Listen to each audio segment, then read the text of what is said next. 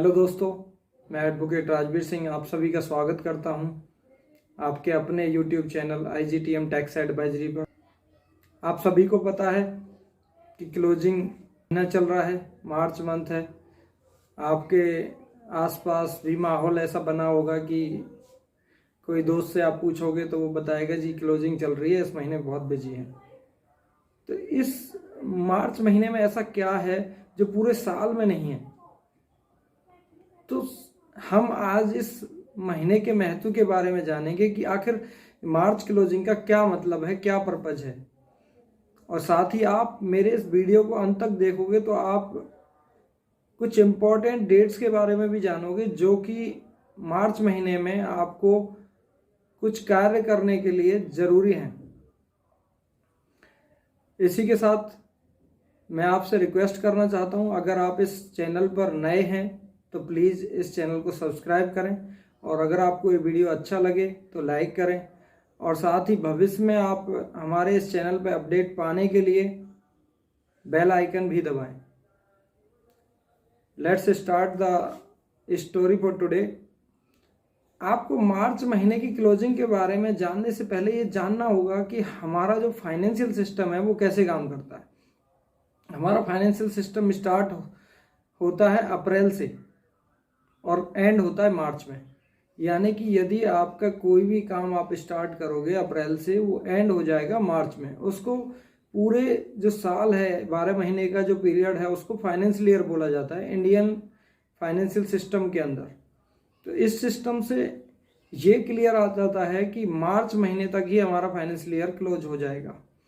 और इसी के साथ ये हमें ये भी पता चलता है कि मार्च महीना पूरे फाइनेंशियल ईयर का अंतिम मंथ होता है। जैसे कि हमारा जो ये साल है जो 31 मार्च को ख़त्म हो जाएगा, ये स्टार्ट हुआ था 1 अप्रैल 2022 से और ख़त्म होगा मार्च 23 में। तो इस पूरे फाइनेंशियल ईयर को फाइनेंशियल ईयर 22-23 कहा जाएगा। अगर हम हिंदी में देखें तो वित्तीय वर्ष कहा जाएगा।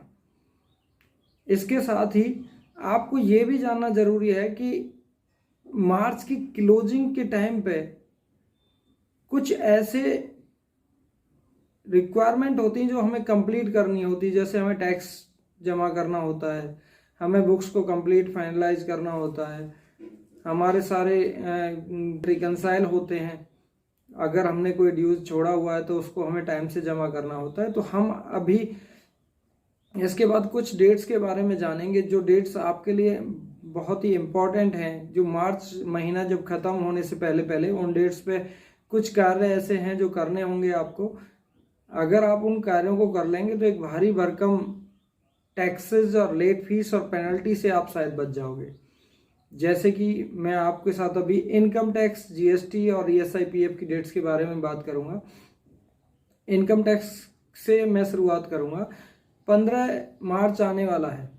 15 मार्च को ऐसा क्या है जो कि इस डेट के बारे में आप हर जगह सुनते होंगे। एडवांस टैक्स जमा करने की ये अंतिम तारीख है फाइनेंशियल ईयर 22-23 की, अग्रिम कर जमा करने की। जैसा कि आपको शायद पता हो कि यदि आपका किसी भी फाइनेंशियल ईयर में टैक्स 10,000 रुपये से ऊपर बनता है तो आपको एडवांस टैक्स जमा करने की लायबिलिटी बनती है इनकम टैक्स एक्ट के तहत। आपको ये एडवांस टैक्स 4 डेटों में जमा करना होता है। 25% आपको 15 जून तक जमा करना होता है, 25% आपको 15 सितंबर तक और 25% आपको 15 दिसंबर तक। और जो बच गया आपका 25% या जो भी आपके हिसाब से अनुमानित राशि बचती है उसकी चौथी किस्त मार्च 15 से पहले आपको जमा करनी होगी। तो आप इंटरेस्ट लगने से बच जाओगे यदि आपका 10,000 से ऊपर का टैक्स बनता है। तो जिस किसी भी टैक्स पेयर का टैक्स 10,000 रुपये से ऊपर बनता है पूरे साल में अनुमानित तौर पर, वो अपने टैक्स की एडवांस टैक्स की चौथी किस्त के तहत आप अपना टैक्स जमा करा सकते हैं। ये आपके लिए बहुत ही महत्वपूर्ण जानकारी थी जो मैंने आपके साथ साझा की। इसके साथ ही अगली जो तारीख है वो 31 मार्च है। इनकम टैक्स के लिहाज से 31 मार्च की जो डेट है वो काफ़ी इम्पोर्टेंट है, क्योंकि इसमें 2 इवेंट ऐसे हैं जो आपको हो सकता है कि आपको कंप्लीट करने पड़े। पहला जो इवेंट है वो है, अगर आपने फाइनेंशियल ईयर 19-20 की कोई ITR नहीं भरी है और आप भरना चाहते हो, या फिर आपने 19-20 फाइनेंशियल ईयर की आईटीआर में कोई गलती कर दी है, आपने कोई इनकम छोड़ दी जो आपको आज पता चल रही है, तो 19-20 फाइनेंशियल ईयर की अपडेटेड रिटर्न फाइल करने की अंतिम तारीख 31 मार्च। यदि आप इस डेट को चूक गए तो उसके बाद आप अपडेटेड रिटर्न इस फाइनेंशियल ईयर के लिए कभी नहीं भर पाओगे। दूसरी और बहुत ही ज़्यादा इम्पोर्टेंट मुझे लगता है आप सभी के लिए होगी डेट, पैन कार्ड और आधार कार्ड को लिंक करने की अंतिम तारीख 31 मार्च। यदि आपने अपने पैन कार्ड और आधार कार्ड को 31 मार्च से पहले लिंक नहीं किया तो आपका पैन कार्ड निरस्त हो जाएगा और आप जितनी भी फाइनेंशियल सर्विसेज में उसका इस्तेमाल कर रहे हैं, वहाँ पे केवाईसी डॉक्यूमेंट के रूप में दे रखा है, वो इनवैलिड हो जाएंगे। इसके साथ ही मैं ये भी बताना चाहता हूँ कि जो 31 मार्च 2023 से पहले आपको पैन कार्ड और आधार कार्ड को लिंक करने की जो अंतिम तारीख है, उसके साथ आपको 1000 रुपये की लेट फीस देनी होगी, जो कि आपको इनकम टैक्स पोर्टल से ही जमा करनी पड़ेगी। उसके बाद ही आप इनकम टैक्स का पैन नंबर और आधार कार्ड को लिंक कर सकते हैं। तो मैंने ये बता दिया कि आज 23 से पहले आपको इनकम टैक्स के लिहाज से कौन सी डेटों का और किस पर्पज़ के लिए ध्यान रखना है। अब हम दूसरे हिस्से पे आते हैं जो जीएसटी है, इनडायरेक्ट टैक्स का हिस्सा है। फरवरी महीना ख़त्म हो चुका है, मार्च जारी है।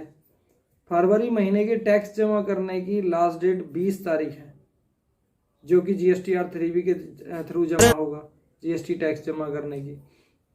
उसके साथ ही 31 मार्च से पहले यदि कोई भी टैक्स पेयर जो जीएसटी में रजिस्टर्ड है, फाइनेंशियल ईयर 23-24 के लिए कंपोजिशन स्कीम का फायदा उठाना चाहता है, तो उसको एक डिक्लेरेशन सबमिट करनी होगी फॉर्म CMP 02 के अंदर, जिसकी अंतिम तारीख 31 मार्च 2023 है। इसके बाद मैं आखिरी चीज़ बताना चाहूँगा, ESI PF जो आपका फरवरी महीने का ड्यू है, उसकी भी डेट 15 मार्च है। यदि आपका कोई ESI PF की लायबिलिटी है जो आपने अभी तक पे नहीं करी है, तो उसको 15 तारीख से पहले पे कर दें, तो आपको उस पर इंटरेस्ट और लायबिलिटी कोई नहीं बढ़ेगी। इन्हीं सब डेटों को बताने के लिए, इस मार्च के महत्व को बताने के लिए मैंने इस वीडियो को अपलोड किया है इस YouTube चैनल पर। यदि आप सभी को ये वीडियो अच्छी लगी हो तो कृपया लाइक करें। आप सभी का इस वीडियो को देखने के लिए धन्यवाद। Thank you.